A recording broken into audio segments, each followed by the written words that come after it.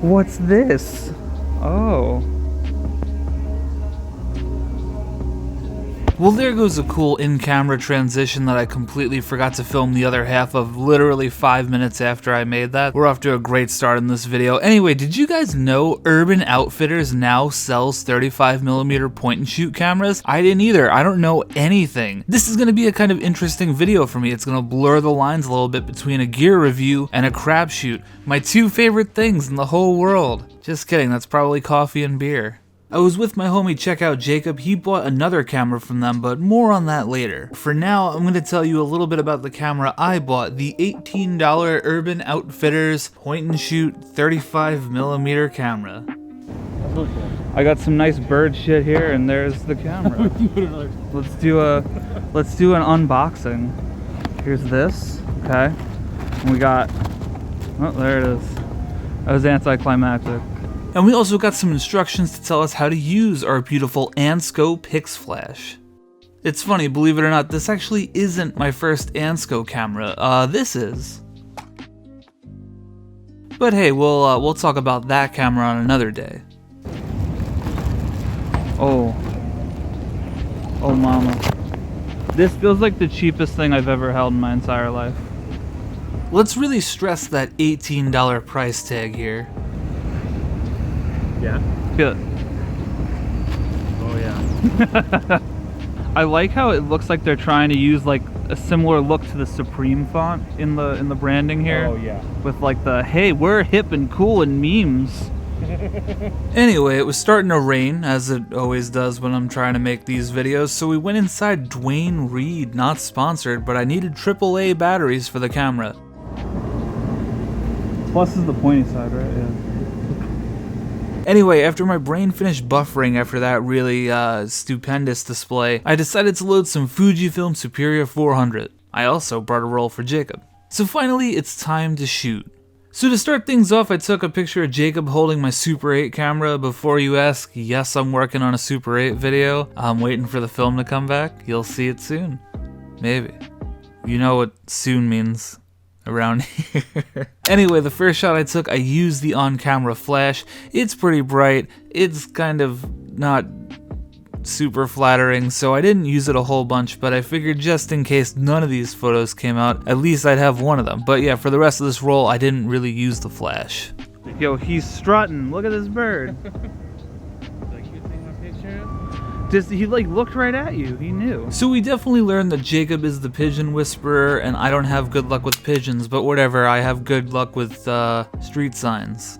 I snuck a quick picture of Jacob while he was vlogging for his video. Again, no flash, and honestly, I kind of like how this one came out. It is a little soft, and that's going to be a running theme. Honestly, the lens is plastic, so you can kind of expect the sharpness of a baseball or a bowling ball or a tennis ball or any kind of spherical object. The joke is it's not sharp.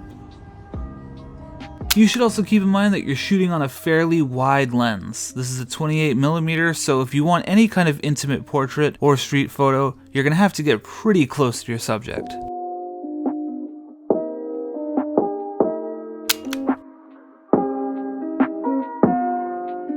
Did Jacob and I go on the seesaw? Yeah. Did I take a picture of him? Yeah. Did I forget to film B-roll? Yeah.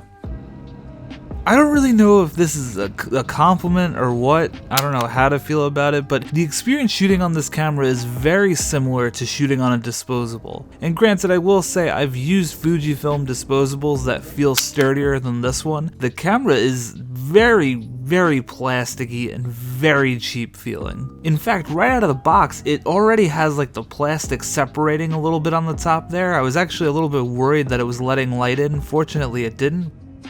But it makes sense. I mean, with trends like Dobrik's disposables and stuff like that going around right now, having a camera that gives you that very lo-fi feel, I'm sure Urban Outfitters are going to sell a ton of these cameras. The camera meter's light the way you'd expect for a disposable. It's probably some sort of fixed shutter speed, fixed aperture, all that fun stuff. For the most part, without the flash, it was fine. Some of them were a little dark, some of them were a little over, but you know, it is what it is for a camera like this.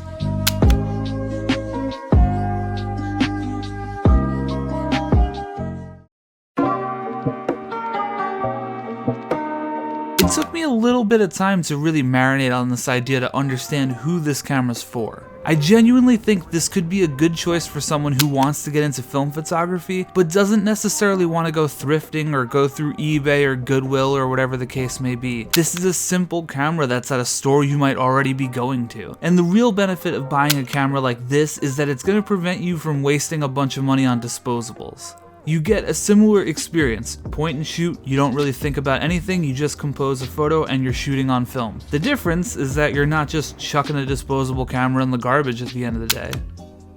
So I guess it's environmentally friendly? For someone who's been shooting film for a while, I don't know how much use they're really gonna find in a camera like this. And for me, someone who's been shooting film for a while, I didn't necessarily have much of a use for it. I mean, full transparency, I bought it to make this video. So what did I do with it? Well, I gave it to a friend. She's never really shot film before, so hopefully this will start her on her own film journey.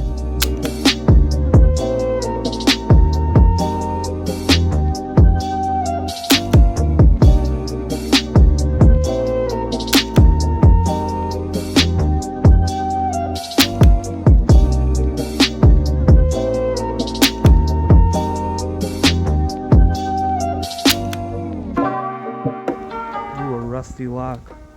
Let's see how close this thing can focus. Yeah, I don't really know what I was thinking in that moment. Close focus and no flash. Whew. But that leads me to a couple of things I want to leave you off with. Definitely watch your hand placement. Similar to the smaller disposable cameras, it's very easy to accidentally finger the lens. You know what I mean? You get your finger in the way of the lens. If you're in low light environments and you don't have a really high ISO film that's really sensitive to light for those of you who are just starting out, you gotta stick with that flash indoors. It's just, it becomes pitch black. I was shooting on 400 speed film, so it's not exactly a low light beast of a film anyway, but I would say you're not gonna go wrong if you're using the flash indoors. And on that note, even in shaded areas outdoors, if things are in the shadows, you might want to consider using the flash just to bring things up a little bit. And something that I found a little bit weird, when you finish your roll, let's say you're shooting on a 36 exposure like this one, the counter can keep going up. In fact, mine went up to 38, I think. So just keep that in mind. You'll have to manually rewind the film. There's nothing electronic in this one. And honestly, the little crank to wind the film back is such a piece of shit. It's really not very fun to rewind your film. Kind of fun.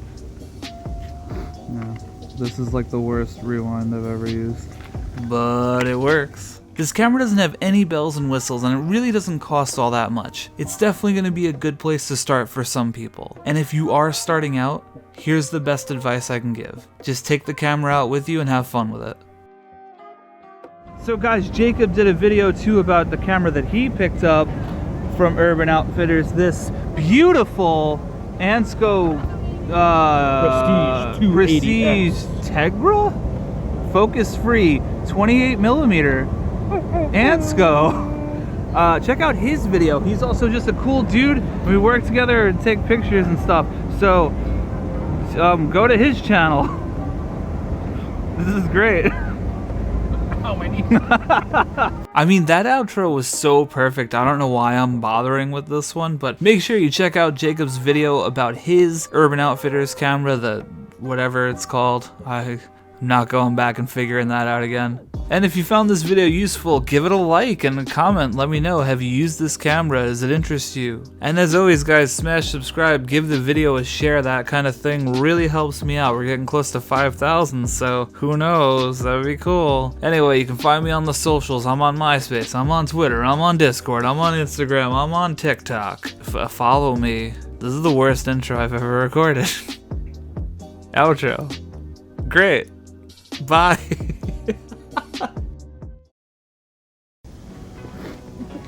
Oh hey, look, it's a representation of my photos. Dude, I walked in and swore that that was like Pokemon related, but I think it's just food. like and subscribe. Sweet Lou Photography. The man.